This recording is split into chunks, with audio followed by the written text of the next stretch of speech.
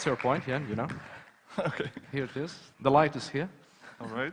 You're welcome. Here we are. Hello. Hello, my name is Gosia. And I'm Tomek, and we are Studio Rygalik. How many of you are from Riga? Please raise your hand. Woo! Wow. And how many of you think, looking at our last name, we are from Riga? Okay, so you are right. We are not from Riga. We are from a capital city of Poland, where we work from quite internationally. And today we will tell you about some of our work. We work with industry, we work with creative cities, we work with cultural institutions as well. The studio started really with collaboration with an international brand, Morozo, and this launched us into a furniture industry, which is very strong in Poland, so it really took me back from first New York through London back to Poland, and I started developing relationships with the Polish design-led furniture industry. These are a couple of the brands that we are proud of collaborating with, but also lately we have been creative directing some of the leading manufacturers in Poland, transforming their business from supplying furniture from IKEA to Vitras of the world to original brands. So this is one of our specialties, but we also work with renowned international brands. I mentioned IKEA, but there's a few others here, and also we started developing our own cultural brands, and Gosia will later tell you about one of the most exciting projects of the last year.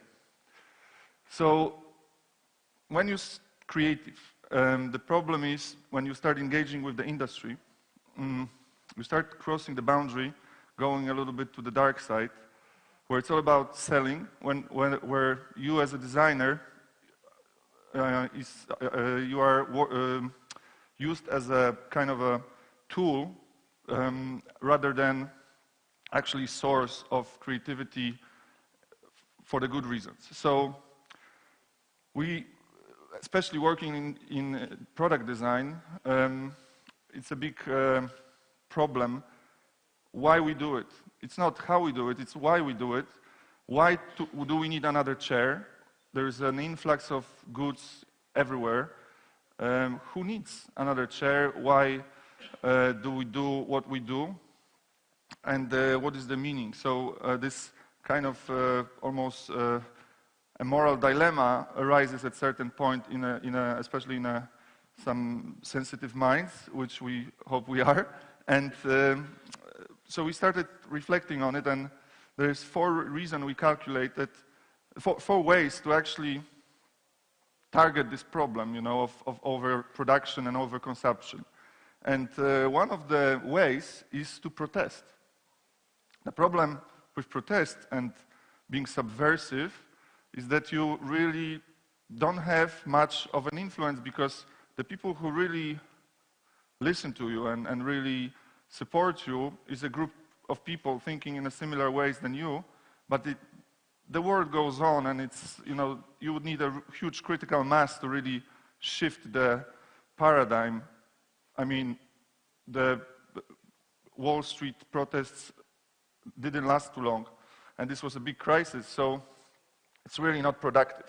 So protest is not what we decided to do, neither escape, which is another strategy where you just say, okay, I'm not going to deal with this, I'm going to Tibet, or go somewhere in Latvia and grow my own carrots, exchange, be small and local, but okay, if you want to have any impact on the world at large, this is not going to take you anywhere, unless, again, creative mass does the same.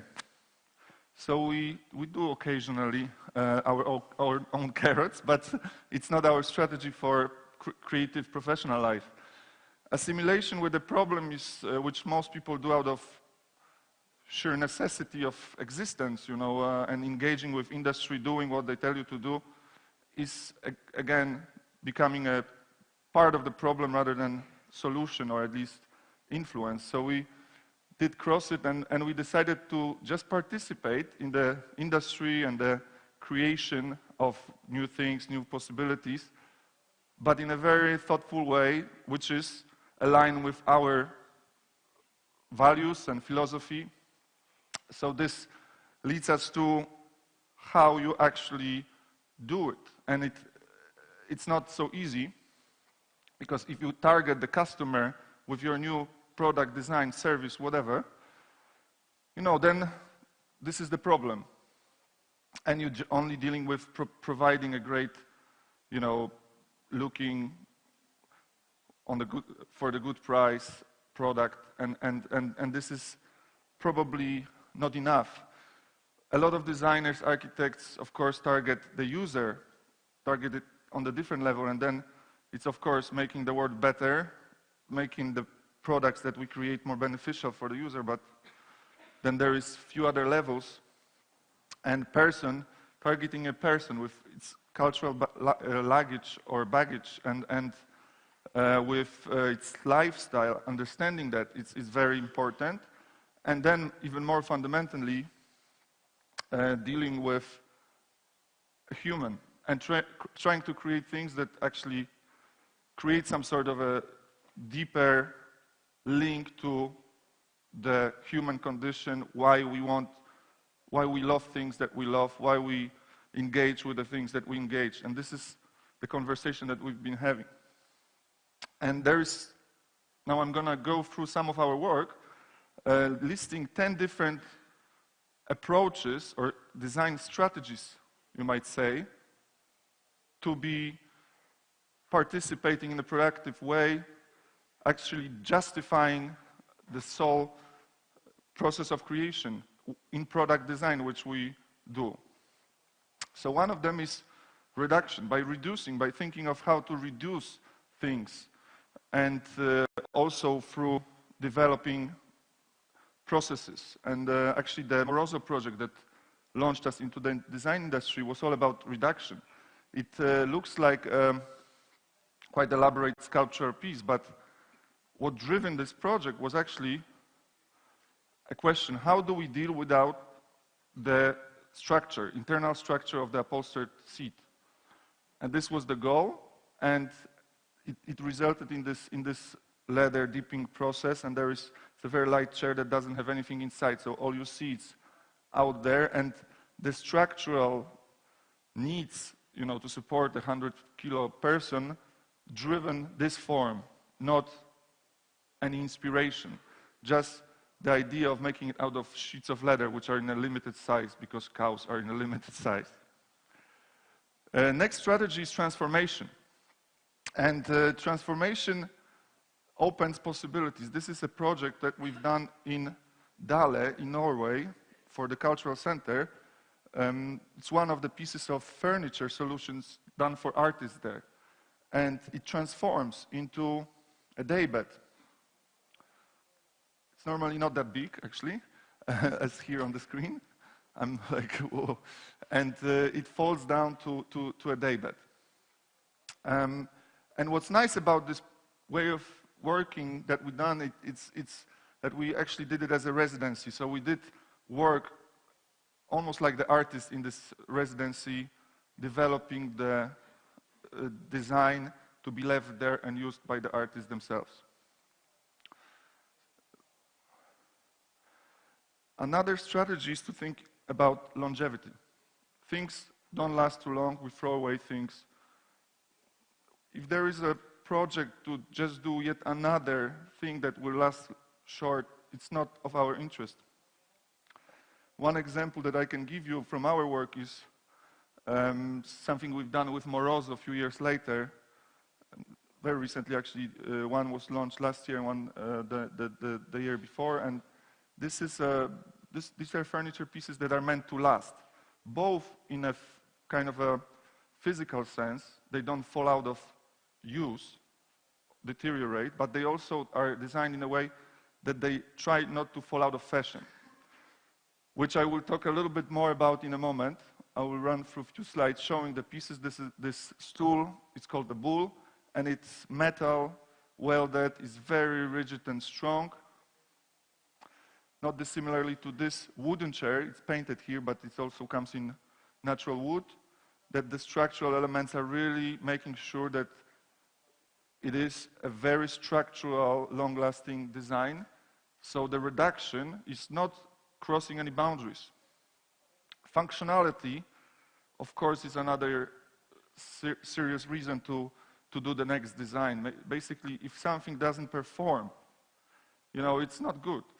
So we are quite obsessed with performance of things, and if you design a chair for cafes, for example, like in this case, apart from it looking good for the cafe, being new, innovative, using two different technologies, wood bending and plywood molding, it also does stack, for example. So this is another reason to really focus on the performance and not just the form, not just making things beautiful. That's easy. The more difficult is to still do it in a beautiful way, but provide performance through functionality. So that's the chair. It was done for Paget, which we helped developing as a brand. Will be shown in Milan this year in a design pavilion with a lot of new families of products using technology of this traditional big chair manufacturer. So there are some of the families that we will be showing. The next strategy is to think about systems. If you think about an object design outside of, on its own, you're probably just touching the top of the iceberg. If you think in systems, it gives more possibilities. And this is what we've done with this office piece for Profim, manufactured from Poland, but with the brand already quite recognized especially in Germany, but in Europe in general. And it's a system of walls and seats. It gives a lot of possibilities. And perhaps this is why it's really selling well. So this all, we don't justify doing it for the sheer reason of giving jobs, building factories, and all these good things. But it comes from thinking of the systems. It actually brings more than €1 million revenue to the company each year, and it's just one project, So it's one of successes of our studio to also do things that sell, of course. But timelessness, in a sense, is as longevity critical. And, a lot of things, especially today with the world of internet bombarding us with a lot of imagery, a lot of it is ideas, not projects, or projects, not products. And, you look at it, and it's going to last only a few moments on Facebook or somewhere on the design blog or a few magazines. So how to develop a design language that lasts? And one of the examples that we can show you, we did for this museum. This is a very important newly built museum in Warsaw. It's a museum of the history of Polish Jews, designed by Finnish architect Rainer Machlamaki. And we were challenged with developing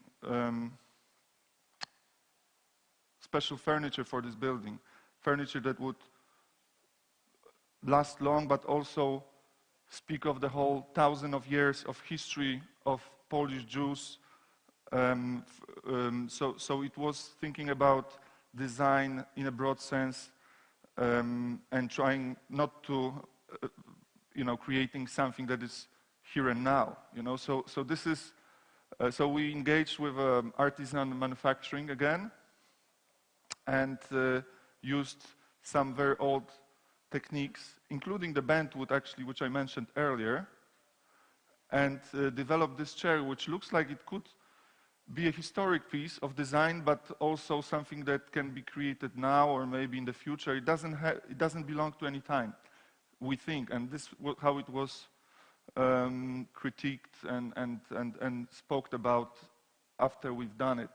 And it uses this bent wood piece and some plywood, but in a very kind of subtle way and not overstyled way as well. So the next strategy is hybridization, which means, you know, about colliding things, connecting. One of the first lectures was about, you know, doing the Star Wars and something, and the Alien, for example, out of connecting the two. And in design of products, it's also a good strategy. And one of the pieces which inspired our IKEA project, which is here, is a typology from the 50s and 60s, where in Poland, in very tight spaces, we had these tables, lamps, and magazine holders all connected in a crude way at that time into objects that could save space and be very functional, very useful, really performing well in a tight space. And because the brief from IKEA was address the tight space, address the limited apartments, and this was the theme for the whole PS collection, which happens every few years, and it's like this special edition projects, and they later filtered into the general offer. And as in the original piece, here it's about storage, it's about charging, it's very cheap in production, and the big success that it's selling every less than 20 minutes somewhere in the world, someone is buying it. So while I'm speaking, there is a few purchases already. And this is some images of it in situ. It can be used for the daybed, next to the daybed, or next to the sofa, next to the bed. Another kind of a strategy that we often use is making things interactive. And our T-shirt that we designed for the Warsaw Marathon was about interaction, was about putting the time, your result in the marathon, right on your T-shirt. Fun enough, people did it before the run and not after. But I guess this comes from their aspirations. And they were very happy about it in any way. It led to many different solutions. It's not my T-shirt, this one. But another project like this that is participatory and it gives people a way of interacting and go at it. It's this set of stickers. It's almost like a public or urban art project where we gave lots of stickers of 4 types to people, and the result was unexpected. All over the city, a lot of incredible installations that we couldn't even think of were developed. These were traveling on the buses, you know, these were everywhere on the fences and parties as well. I will pass it to Gosia to continue. We also like to get involved in projects dealing with food, and this is another interactive project that is called Tapas. It's a set of wooden trays, so to speak, each of them with a bit different functionality. They are used to serve food on parties, but they also offer a very new ritual. Instead of the waiter just going around with a big tray and serving snacks to the guests of the party, we invite the people to interact with each other, so they can exchange the small trays, exchange the taste, maybe exchange conversation. This makes easier speaking to the 3 strangers at the party. Another strategy, design strategy, is mobility, so making the design, the objects somehow mobile. This is a culinary station that's called the Food Lab, and it was designed for one of the major design centers in Poland, in Poznań, Concordia Design. They have a restaurant there that has very specific functional needs. The space is being rearranged every day. They change places of the furniture, they host events, they host guests for lunch, and they needed a kitchen in the space that would adapt to those needs. So we designed this culinary station that resembles cargo boxes in a way, on casters, so you can quite easily rearrange them to create spaces for different needs. The space can be used for live cooking, like every day during the day they just do the live cooking in the middle of the restaurant, so it brings the chef closer to the restaurant guest. But it can also be used for events, for special occasions like culinary workshops or tasting and parties. And actually the kitchen is not only mobile within the restaurant itself, it's mobile because it's been already traveling to the major design events, to the design festival in Łódź or to the fair in Poznań, so it can be used also in other spaces. The project was done in collaboration with Siemens, so it's equipped with very advanced equipment. It has very good coolers and stoves and things like this. It's a bit like 3D Tetris, you know, the game. It's like very big bricks that you can play with and create different situations for different occasions. Another way to design another strategy is open design, open-ended projects. This is one of the latest examples of our projects dealing with food again.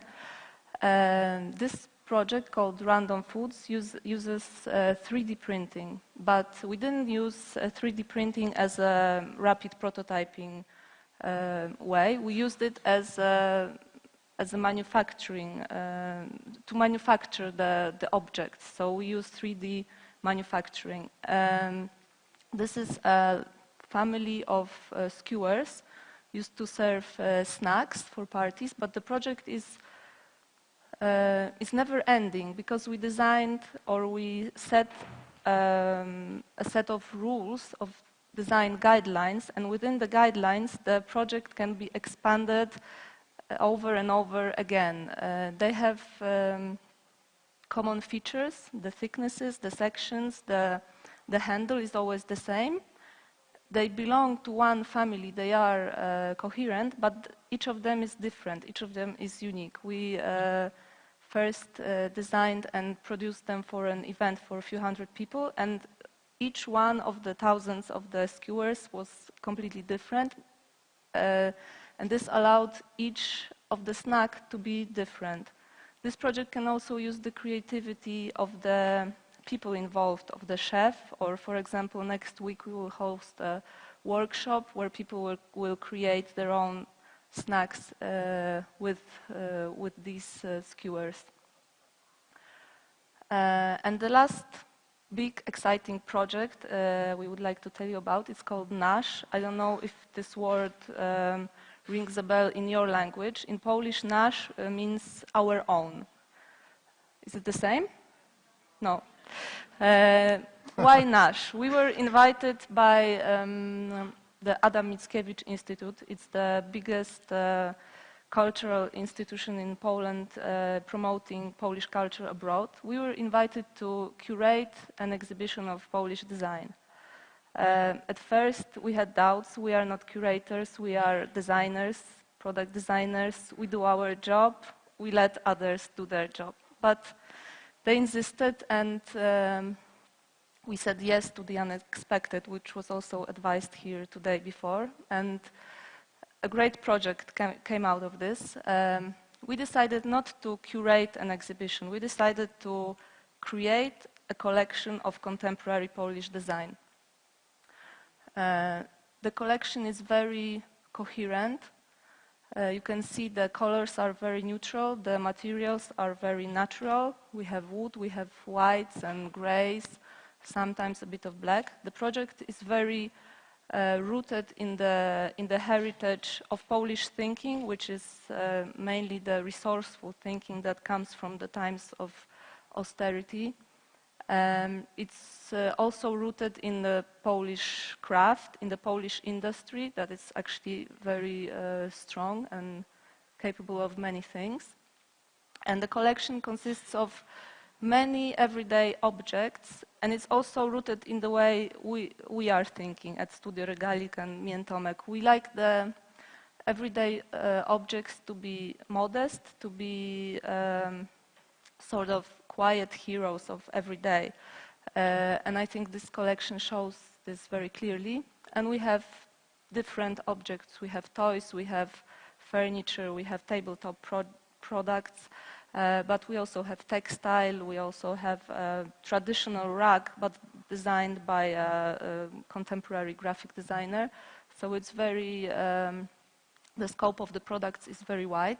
Even the logo, or even the logo, or the when you have seen the first slide, this we asked very acclaimed Polish typography designers to design a typeface. We didn't want a logo because we didn't think of this as a brand, so we thought maybe that Nash should have its own typeface, and they designed this Nash stencil. And the exhibition took place at Wanted Design in New York last year during the New York Design Week and the ICFF fair. It was a huge success. Our exhibition was next to the biggest brands like Moroso, Capellini, Alessi, Ligne Rosé, and suddenly this thing. And everyone was asking us, what's your brand? Where can we buy your products? What's the price? And stuff like this. We were completely not prepared for this, as this was a cultural project and national exhibition, so to speak. And apart from a couple of products which were drawn from industry and transformed, like the chair you've seen before, everything else was just prototypes. Yeah, what's also maybe important, we invited acclaimed designers to design their products for the Nash collection, or to modify successful products that they designed before, to modify them to fit to the Nash collection. We also designed some of the pieces. Some of the pieces were designed by design students, so this is also a mix of people involved in this project. This creature was probably the biggest success. It's called the Lizard King, and when you have it in your hands, it's really incredible. It feels like it's alive, it's just moving, and everyone was taking picture with this one. And probably it will be our next product to bring to the market, because we had no choice. We started Nash as a brand with two sets of products. One of them is the Nash Circus. It's a set of 5 figurines, wood-turned figurines that are a bit abstract but inspired by the circus figures. And the other one is sea animals. As you can see, very nicely carved in wood, inspired by the creatures of the sea. And we started Nash. We have a distributor in Poland. You can also buy the products online, and now we need to think of going on further, because it's really it's taken on and it's bringing us excitement, but it's also showing us success. So that's all from us. Hopefully we can work on the next Nash exhibition together, or maybe do other work with the creative cities of Latvia. Thank you for your attention. Thank you.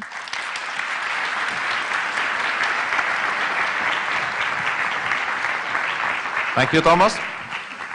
Thank you, Gosia. Thank you. Thank you once again. Thank you for being with us. Aplausos vēlreiz mūsu viesiem.